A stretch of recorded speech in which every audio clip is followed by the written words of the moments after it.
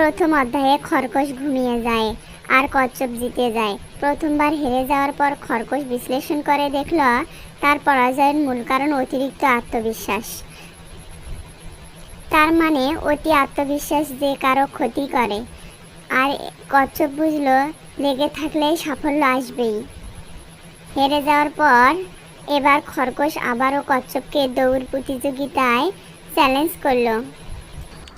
কচ্ছপ, আমি ভুল করেছি, আমরা আবার দৌড় প্রতিযোগিতা দিতে পারি কি? কচ্ছপ কিছুক্ষণ ভেবে বলল, ঠিক আছে খরগোশ, আমি রাজি আছি।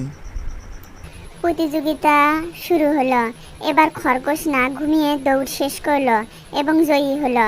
খরগোশ বুঝলো মন দিয়ে নিজের সামর্থ্যের পুরোটা দিন কাজ করলে দ্রুত সফল হওয়া যায়। আর কচ্ছপ বুঝলো ধীর স্থিরভাবে চলা ভালো, তবে কাজের উপযুক্ত গতি না থাকলে প্রতিযোগিতামূলক পরিবেশে জয়ী হওয়া অসম্ভব।